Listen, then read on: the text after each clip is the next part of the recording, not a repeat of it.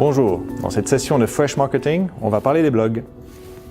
Alors, la première question, c'est pourquoi un blog? Il faut savoir qu'un blog est la merveilleuse opportunité pour vous de non seulement pouvoir montrer vos compétences à travers des posts d'articles réguliers, mais également un moyen pour pouvoir augmenter votre référencement SEO. Et pourquoi c'est cela?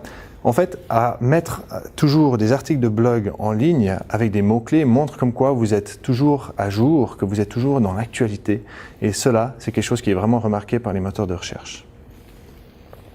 Alors, la première question qu'on me pose souvent, c'est quelle est la différence entre un blog et un site web? Alors, il faut savoir que le site web a une fonction qui est de la vente. C'est le portail à travers viendront vos clients pour vous retrouver et puis également pour savoir quelles sont les solutions que vous proposez et en soi reste relativement statique. Un blog par contre est quelque chose qui se fait plus à part. C'est un autre monde, c'est un environnement en fait qui est informel, qui est plus décontracté, où vous allez plutôt penser à essayer d'éduquer et d'informer les gens autour de vous, d'essayer de communiquer et de stimuler une conversation. Le blog a également l'avantage de pouvoir prendre des commentaires dans lesquels vous pouvez répondre pour pouvoir justement prouver comme quoi vous connaissez le sujet ou alors justement continuer à lancer cette conversation avec votre audience. Très important, l'avantage c'est que vous avez plus de fréquences et d'interaction avec les gens et ça vous permet vraiment en fait de générer pour vous et pour l'avenir des prospects qui sont qualifiés sur votre site web. Donc, qu'est-ce qui est important à savoir? Lorsque vous allez vous lancer, si vous vous lancez dans un blog, c'est un engagement. Cela implique déjà, premièrement, du temps. Il faut savoir que vous devez écrire et rédiger les articles vous-même. Vous ne pouvez pas simplement aller copier-coller ou alors faire ce qu'on appelle un repost d'un autre article existant. Le problème étant que les moteurs de recherche trouvent et repèrent ce genre de choses et vont justement vous pénaliser ensuite dans le classement. Il faut savoir que vous allez devoir écrire des articles qui sont bien évidemment pertinentes pour votre audience, c'est-à-dire que vous allez devoir toujours passer et rester à jour, penser à quelque chose de nouveau, cibler vraiment en fait quel est le contenu que vous allez vouloir diffuser à travers votre blog. Et bien évidemment, il va falloir impliquer une certaine fréquence. Il faut savoir que les articles de blog, le mieux, l'idéal serait pour les grandes entreprises, on dit un article par jour. Ceci est par exemple pas forcément possible pour les PME. Dans ce genre-là, on vous recommande plutôt de faire 2 à 3 articles peut-être par semaine. C'est déjà pas mal.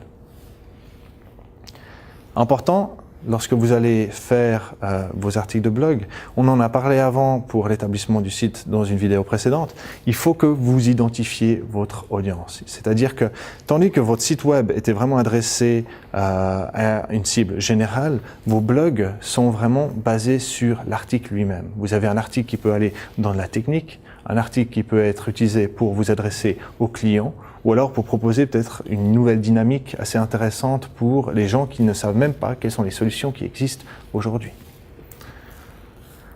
Lorsque vous allez mettre en place votre blog, très important, on vous conseille d'utiliser ce qu'on appelle un Content Management System, un CMS. Donc je vous avais parlé comme quoi le blog doit être à part du site. Vous avez des options qui sont des plugins disponibles typiquement dans WordPress qui vous permettent de pouvoir annexer un blog sur votre site sans pour autant devoir changer votre site entièrement et vous permet vraiment de pouvoir avoir justement une belle gestion des articles que vous publiez et puis en général de la mise en page. Justement, on parle mise en page, donc on parle design de votre blog, important, faites en sorte que ce soit un design qui est attrayant pour votre audience, bien évidemment, mais l'importance du design est aussi au niveau du référencement, c'est-à-dire qu'il faut que vous ayez un layout qui soit solide, de façon à que les moteurs de recherche puissent identifier quel est le contenu et puis bien pouvoir trouver en fait quelles sont les informations derrière. Donc, justement, je viens juste de parler des moteurs de recherche, les blogs, c'est génial pour le référencement. Premièrement, vous avez l'option de rajouter des mots-clés. Ce sont des mots-clés qui apparaissent à l'intérieur des articles en soi ou également des tags que vous pouvez mettre à la fin pour pouvoir montrer dans quoi vous êtes spécialisé et puis augmenter la présence lors du référencement sur les moteurs de recherche. Vous pouvez aussi faire du linking, c'est lorsque vous allez en fait intégrer des liens ou des URL vers d'autres sites ou d'autres articles. Ceci est vraiment génial car ça vous établit en fait un réseau de connexion qui sera aussi pris en compte dans le référencement. Pensez peut-être au name dropping, si vous avez une personne de renommée que vous avez pu interviewer ou alors rencontrer, intégrez ça dans les articles. Ces noms sont aussi des choses qui donnent plus de points dans le référencement et bien évidemment, toujours restez à jour, soyez sur la dernière actualité.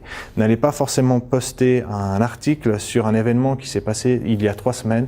Pour ce qui est d'un blog, c'est déjà quelque chose qui est dans le passé. Alors, les images, aussi très important à utiliser avec un peu de respect. Il faut savoir qu'il faut trouver le bon équilibre entre le texte que vous allez mettre et les images.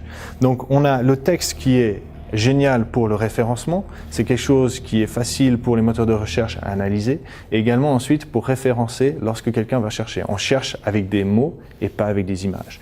L'image, d'un autre côté, a l'avantage d'être quelque chose d'attrayant, quelque chose qui allège l'œil pour la lecture lorsqu'on va passer sur votre article. Choisissez des images qui sont pour tout le monde, donc quelque chose d'esthétique, quelque chose de visuel si vous partez là-dedans, et faites en sorte que les images aient vraiment un rapport avec le contenu que vous avez écrit. Au niveau des modèles de blog, vous pouvez trouver des modèles qui existent déjà, qui ont déjà défini en fait quelles sont les localités et les tailles différentes des images à intégrer dans les articles. Promotion de votre blog, très important lorsque vous aurez écrit votre article au niveau de l'entreprise. Il va falloir le promouvoir, utiliser un maximum vos réseaux sociaux qui sont disponibles, que ce soit Facebook ou LinkedIn. Vos employés aussi, sur leur page privée, peuvent continuer à propager et partager les articles que vous aurez fait. C'est vraiment un bon moyen pour maximiser le nombre d'impressions que vous aurez lorsque vous sortirez un article. Alors, comment est-ce que vous allez écrire cet article? Nous, on a une façon qui est assez romantique. On appelle ça le KISS, Keep it Short and Simple. L'idée est vraiment d'être dans un monde un peu informel, quelque chose de décontracté. C'est-à-dire que vous n'allez pas partir sur de longues phrases. Évitez les termes techniques si vous le pouvez. Utilisez une formulation qui est active, mais toujours positive. Et vraiment quelque chose qui est dans un langage simple et bien évidemment de personnel. Pour conclure, le titre, il faut savoir que le titre est la première chose qui apparaîtra soit lorsque nous allons sur un moteur de recherche ou alors lorsque vous allez le publier dans les réseaux sociaux. Le titre doit être quelque chose qui va vraiment donner une promesse au lecteur et qui va lui donner une envie de découvrir plus. Donner quelque chose qui va l'inciter. Alors n'hésitez pas peut-être à être un petit peu provocatif dans les termes que vous utilisez ou alors dans les déclarations que vous faites au niveau du titre, mais assurez-vous, très important, que dans le texte, vous allez vraiment répondre aux promesses que vous leur aurez données au lecteur à l'intérieur du titre. Alors maintenant, vous êtes paré pour aller écrire votre premier blog, vos premiers articles. Qu'est-ce que vous avez comme contenu disponible? Alors on l'a déjà dit, vous avez l'actualité au niveau des nouvelles qui existent. Vous pouvez aller par contre bien plus loin. Pensez à utiliser peut-être des reportages, des interviews avec les gens. Faites des revues sur des articles ou alors sur des solutions existantes, des pour et des contre. Des listes aussi sont toujours très intéressantes. Quelles sont les 10 meilleures applications que vous utilisez au bureau? Utilisez sinon simplement des formulaires ou alors faites des sondages et bien évidemment des références, des scénarios. C'est vraiment quelque chose qui attire l'œil des gens qui sont vraiment ciblés dans ce genre d'environnement. Alors, maintenant à vous, vous pouvez trouver dans les liens en dessous de la vidéo qui vous mènent vers un template. C'est un modèle que nous utilisons chez Microsoft pour pouvoir justement rédiger nos propres articles qui décrit et qui décompose de façon simple justement quels sont les titres, quels sont les mots-clés que vous allez utiliser, quelles sont les métadonnées que vous allez mettre derrière et bien évidemment l'article que vous souhaitez écrire. Vous pouvez le trouver sous le lien suivant. Si vous voulez avoir plus d'informations au niveau du programme CSP ou alors du Modern Marketing, vous pouvez sans autre nous retrouver sur le lien suivant. À bientôt.